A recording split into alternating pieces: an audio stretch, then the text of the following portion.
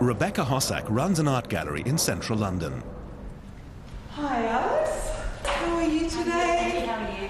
What's been going on? When she's not promoting the works of exciting new artists, she campaigns for more greenery in the densely populated area of the capital she represents on the local council. Being an eco-warrior isn't a typical characteristic of a member of the Conservative Party, but she insists the two are not mutually exclusive. Everything in the world is equal is really the fundamental basis of the sort of green movement, and the Conservative thing of respecting people and trusting them to be full of common sense and able to get on with their lives without government intervention and dictates coming down from above, as has been happening under the Labour government for the last decade or so. For Rebecca Hossack, big things have small beginnings, like brightening up her courtyard with flowers and plants, for example. Her hopes of getting the neighbours interested have so far been frustrated, but that won't deter her. I believe that you should give. And it is really nice helping people too, and it is really nice doing something, and it is really nice when the community, you know, when you do something good and it actually changes people's lives.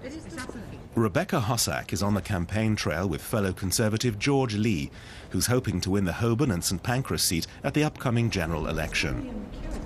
But for many voters living on this council housing estate, the environment is not a priority.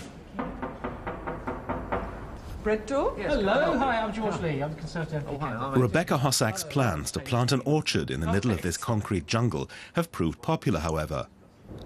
The main idea behind the Conservatives' green policy, she says, is about motivating people, not introducing bans.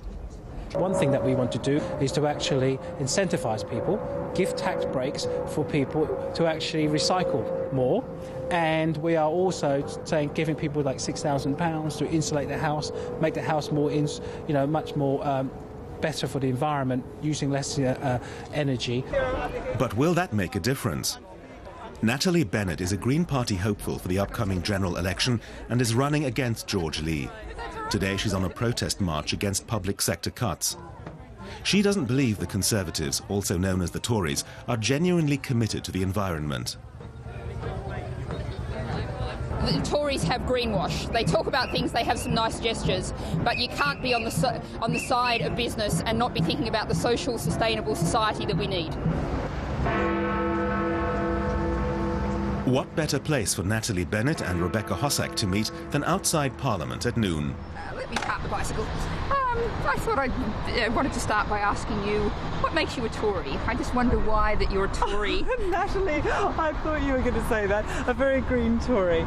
Do you know why? Even though I am passionate about green and I believe it's the basis of a happy and constructive society, I think that it is with the Conservatives that I'll actually be able to make change. I just feel that working within that system, I will actually be able to make things different. And if I was to be a Green, I don't think I would have the power and influence.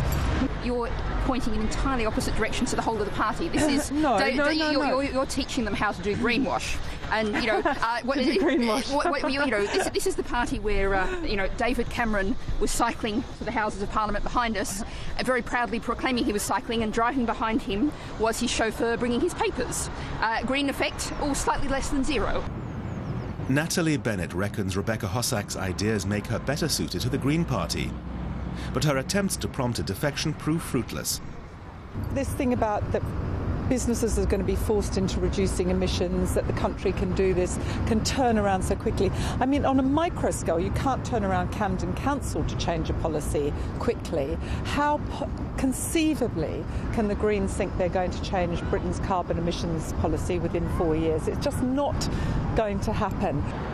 Here in Britain, the notion of cooperation or even coalition between the Greens and the Tories remains a non-starter. Rebecca Hossack has been trying for years to make her constituency greener. But party leader David Cameron first has to win the election in order to demonstrate just how much protecting the environment means to him.